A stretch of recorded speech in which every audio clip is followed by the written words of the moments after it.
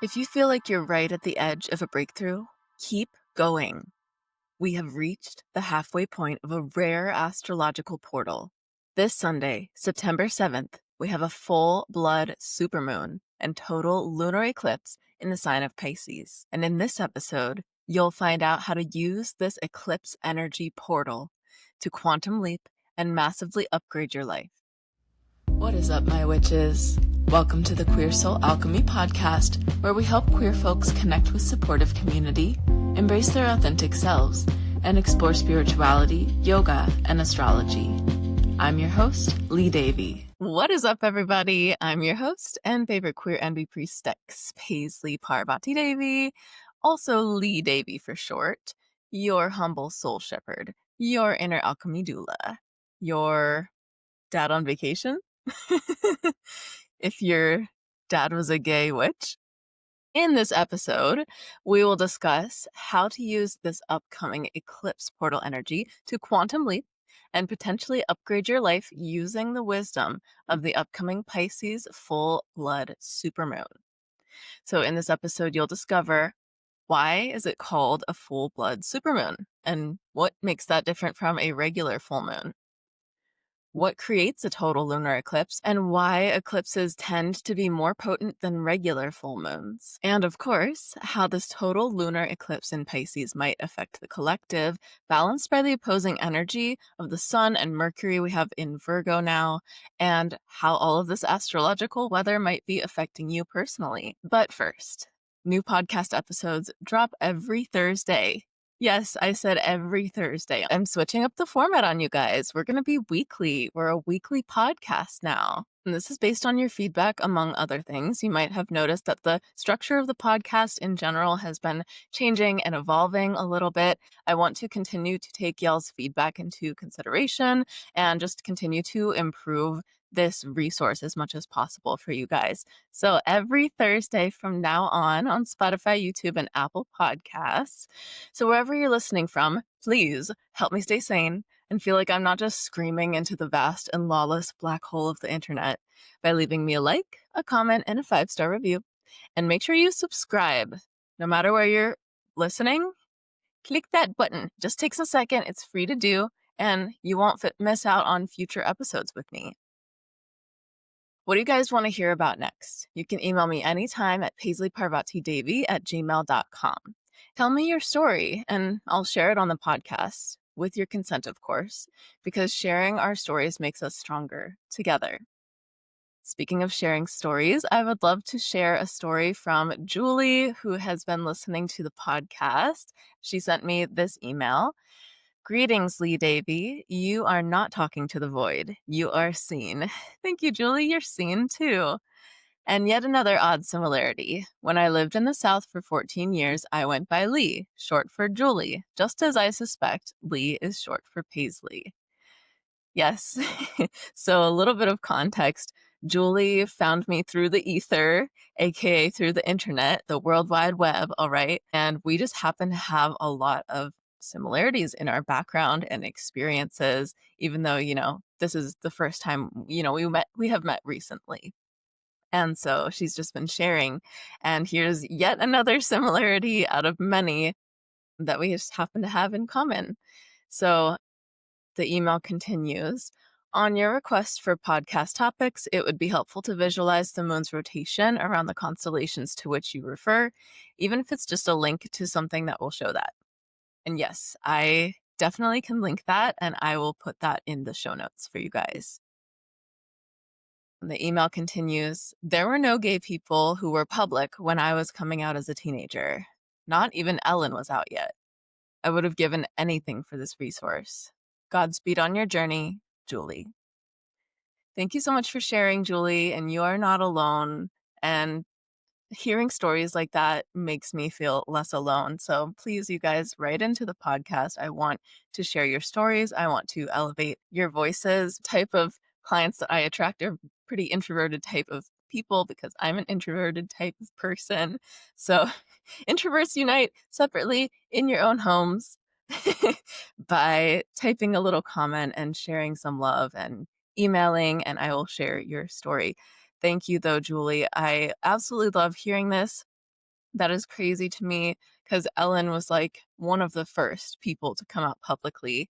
You didn't have a role model and now you are the role model. Like nobody showed you the way, but you found the way yourself. And now you're showing us the way by sharing your story. And thank you so much. That just warms my heart because this is truly the reason why I felt called to start this podcast, for all of us to be connected and to inspire each other, and for all of us to be the role models that we never had growing up. And now more than ever, right? Because we've made a lot of progress, but we're at this contentious point politically and socially where a lot of that is at risk, right? Anyway, thank you, Julie. Thank you for sharing. Folks listening at home, you are not alone. And I hope that this podcast helps you feel less alone. So please, if this podcast helps you feel less alone, please share this with somebody that you feel needs community, or just somebody who you feel would enjoy hearing this podcast. Please share with a friend. Thank you, guys. And if you would like to join some community in person, you have the opportunity to join us for the Wild Witchy Women's Yoga Retreat, October 3rd to 5th in Ohio. Information on my website if you're interested. And don't miss out on exclusive access to my free self-care resource guide, which I've specifically curated just for you to support your journey with spirituality. To download this free self-care resource guide and receive exclusive insights directly from me into your inbox, please sign up for my email newsletter on my website, www.yourloved.one/pod. I'll put that link in the description as well. So from now on, you guys, the format of the episodes is going to be one episode we get to just focus and dive into astrology, and then the next episode will have some other themed topic. So from now on, we will be weekly posting, but every other episode is astrology, which is amazing because it gives me more time also to dive into the astrology with you and go in more depth into what's going on. That being said, let's dive into the astrology main transits for this episode. Is Mercury in the microwave again?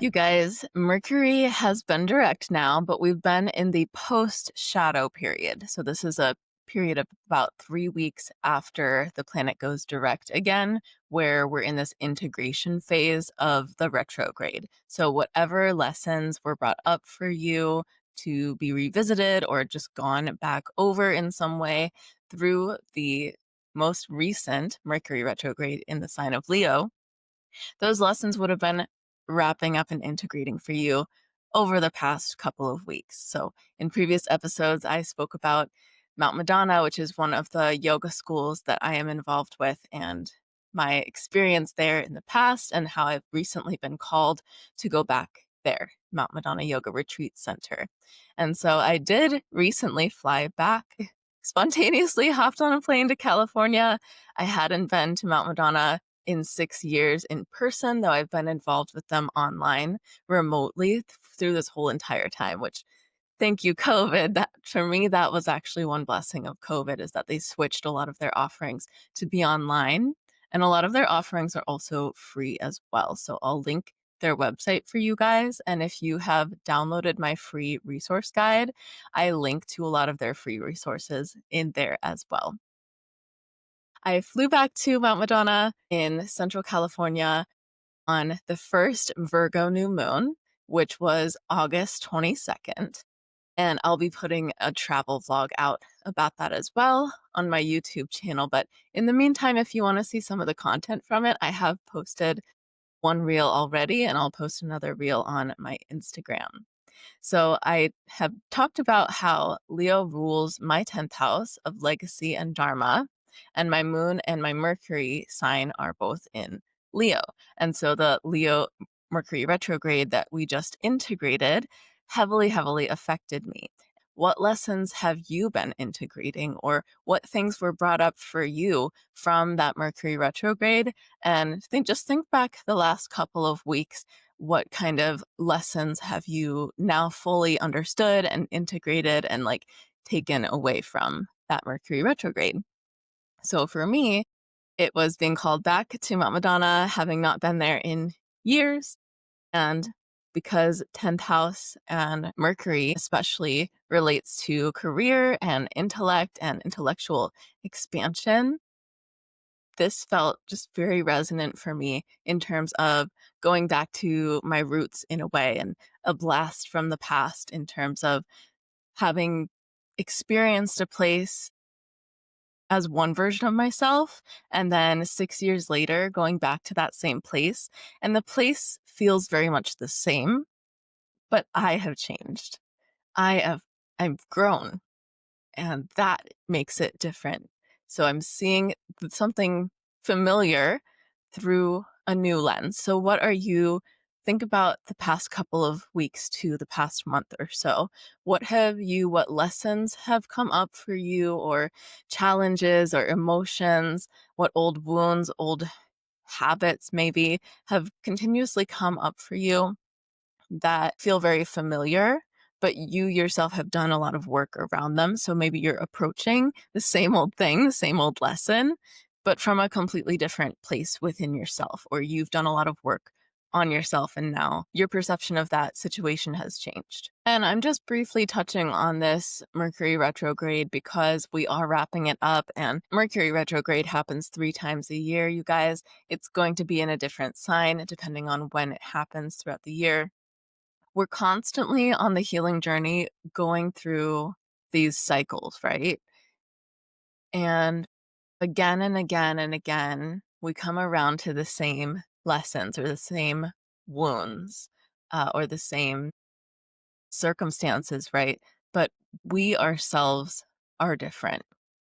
And that is what healing looks like.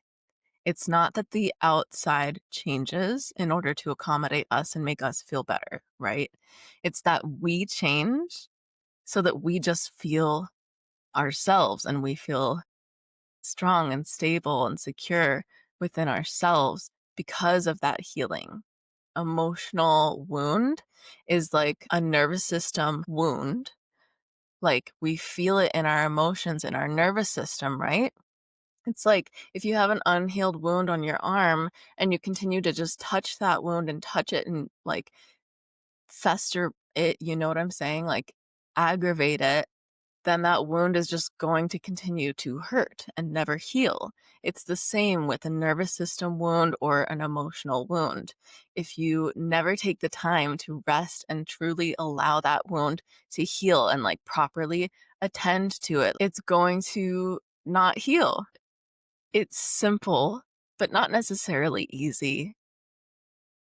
On this path of healing, we come back around and we come back around to the same wounds, the same lessons, but hopefully we have healed enough, whether that's our emotions or our nervous system or our mindset, our self-esteem, our imposter syndrome, our people pleasing, whatever it is, we come back around to the same things, but we heal. And because we have healed, then those same lessons hit a little differently. So think of something that you have experienced differently, something that maybe felt familiar, but you responded to it differently. How did you respond to it this time around? Share it with us in the comments. Moving on to the eclipse portal. What does that mean? What's an eclipse portal, Paisley? So I mentioned that the first Virgo new moon was Friday, August 22nd, which was about 2 weeks ago. And there's also a second Virgo new moon coming up. So this is not usual, but occasionally a year will have 2 new moons or 2 full moons in the same sign. And this is one reason that this is a portal, because we had that first Virgo new moon. And then 1 month later, on September 21st, we'll have a second Virgo new moon. Also, that second Virgo new moon just happens to coincide with the autumn equinox, which is also known as Mabon in terms of the pagan high holy days. And autumn equinox is September 22nd, right alongside the Virgo new moon.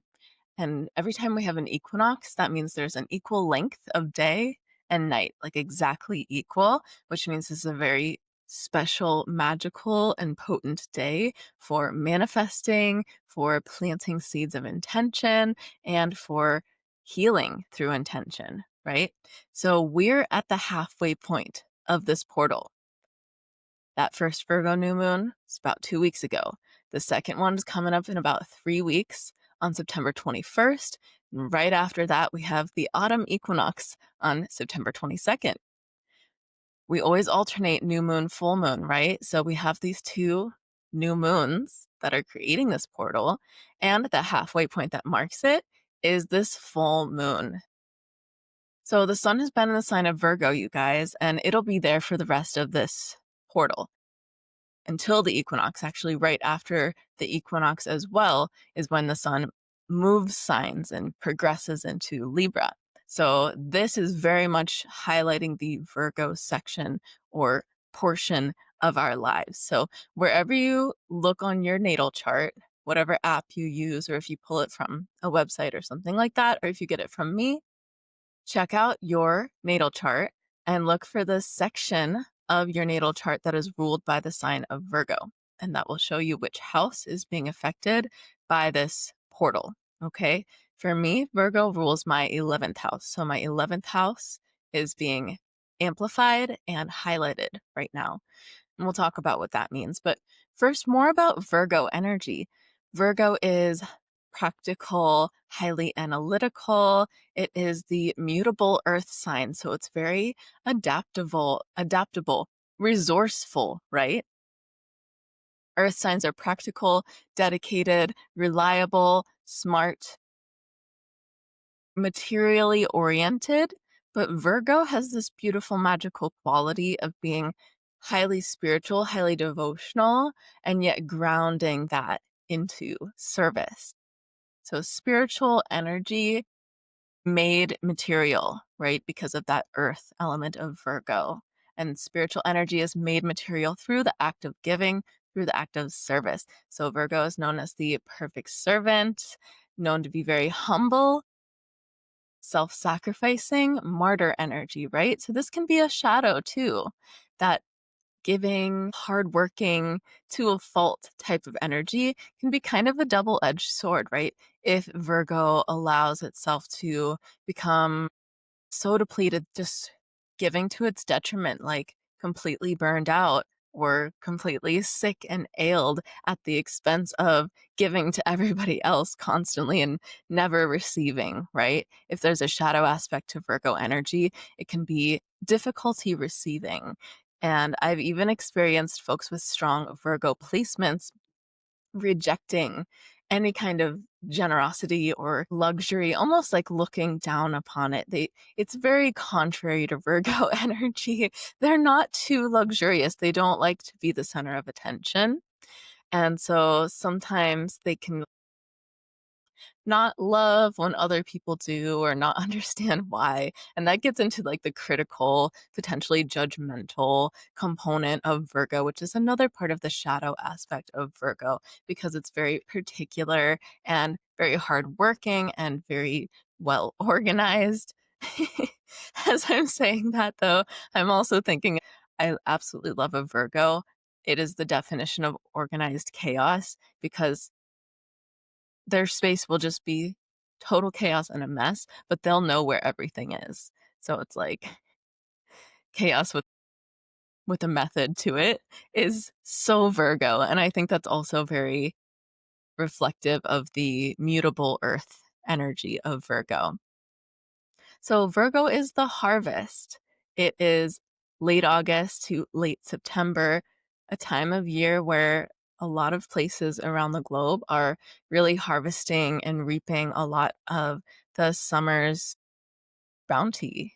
It's late summer, end of summer, right? So what seed was planted on the first Virgo new moon at the end of August there that is now growing or now bearing fruit a couple of weeks later?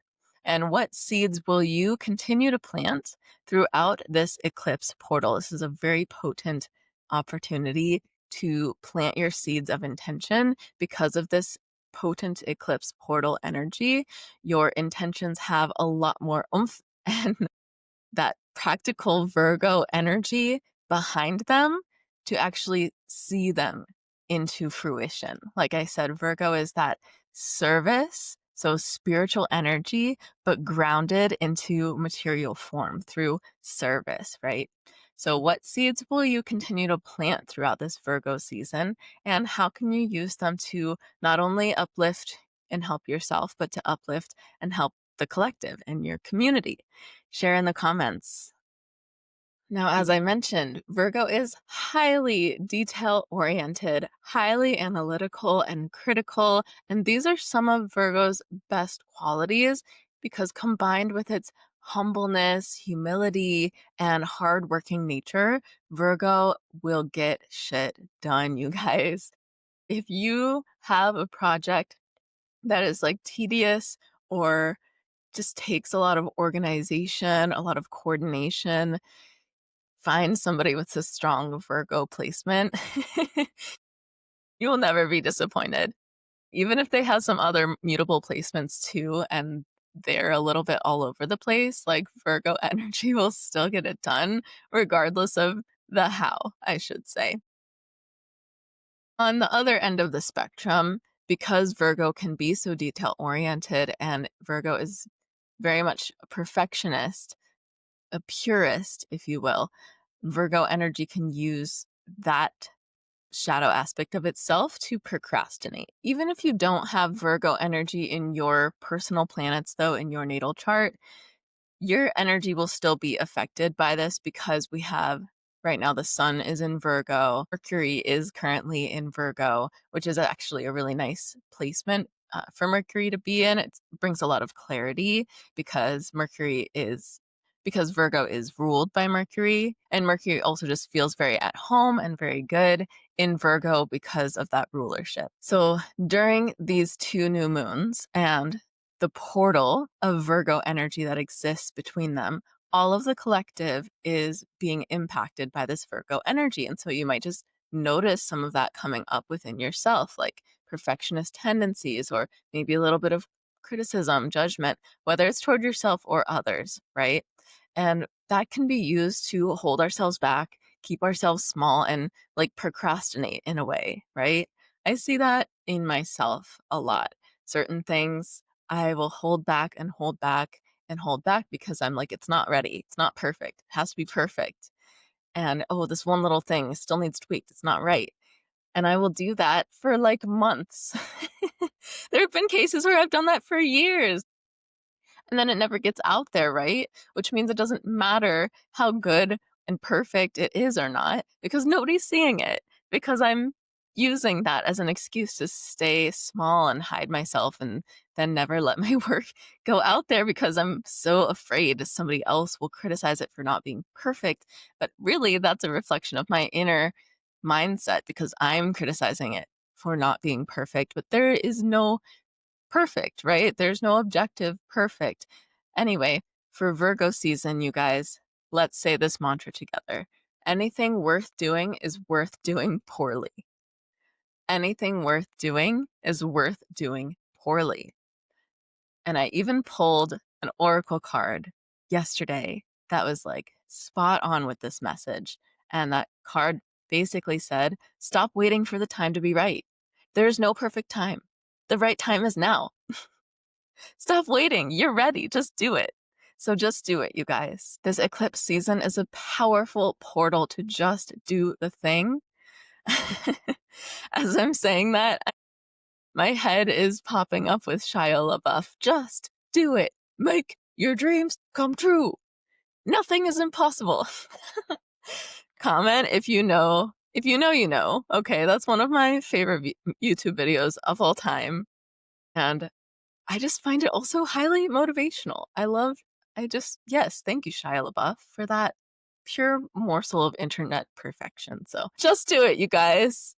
Make your dreams come true. Nothing is impossible with this total lunar eclipse in Pisces that we have coming up this Sunday. And one more note before we start really diving into that. So this is a total lunar eclipse, but in Pisces, like I said, there's 2 lunar eclipses per year, and they come in pairs of sister signs. In this case, we have Virgo and Pisces across from each other on the zodiac. So we already had the total lunar eclipse in Virgo earlier this year on March 14th. And Virgo's sister sign is Pisces. We have that total lunar eclipse in Pisces coming up this Sunday. So think back to about 6 months ago, March 14th, when we had that total lunar eclipse in the sign of Virgo. What was going on in your life around March 14th? What areas of your life were being highlighted? What were you experiencing? And if you know what area of your life is ruled by Virgo, think back to what was happening in that area of your life. Is there a cycle that you're ending? Are you leveling up, or are you quantum leaping in that area? Like quantum leap, like shifting reality suddenly, like beyond your greatest imagination. For example, I started this podcast around March 14th. The first 3 episodes I published on March 12th of this year. That was right around the total lunar eclipse in Virgo. Here we are 6 months later, closing out that cycle with this total lunar eclipse in the sign of Pisces. And I'm now deciding to dedicate more of my time and energy to producing this podcast for you guys. Not only because I get feedback that it's helping you, but I also feel guided to do it. And I feel that this is potentially a way that I can reach a lot more people. So what theme or what cycle started for you earlier this year in March, around mid-March, that is now bearing fruit, or now kind of culminating and growing or shifting? What's happening now? And like I said, you can get more specific with that. How have you grown? Are you stepping into more of your power? Are you stepping into more of your authenticity? Share it with us in the comments. So like I said, this Virgo season is highlighting my 11th house, which includes communities, friendships, collective goals, social groups, social networks, hopes and dreams that are associated with like extended communities and groups, long-term goals, humanitarianism, technology, and collective action that contributes to the greater good. So because my 11th house is ruled by Virgo, I really strongly feel that that first total lunar eclipse that happened right when I started releasing podcast episodes is now culminating to this moment where I'm feeling like more expansive and putting more energy into the podcast and just continuing to work hard on it. And again, making this a great free resource for as many people as I can possibly reach. And so my 11th house was highlighted originally with that Virgo total lunar eclipse. And now it is Virgo season, and we're going for it, you guys. I am taking leaps and making moves, and I hope to have a lot of very, very exciting news to share with you guys within the coming months, and then certainly starting in 2026. So stay tuned. And then the crown jewel of this double new moon in Virgo portal, eclipse portal, is this Pisces full blood supermoon and total lunar eclipse coming up on Sunday, September 7th. Let's get into it, you guys. So, why is it called a full blood supermoon? And what makes that different from a regular full moon? So, it's called a full blood supermoon because when there's an eclipse, the moon is in the Earth's shadow. And there's an optical illusion that happens from the sun's rays going around the Earth that makes the moon appear to be red. So that gives the moon its name of the blood moon. This lunation is also considered a supermoon, which happens when the moon is at its closest point on its orbit around Earth, which makes it appear larger and brighter in the sky. So why is this full blood supermoon different than a regular new moon? It is very rare, you guys. Eclipses only happen twice a year to about every 2.5 years or so. So just it being a lunar eclipse, a total lunar eclipse, is already rare. And then it being a supermoon is a separate thing that's also rare. And then these two things happening together makes it even more rare. So while a full moon, regular full moons happen once a month, this is a full moon, but it's like a full moon on steroids, okay?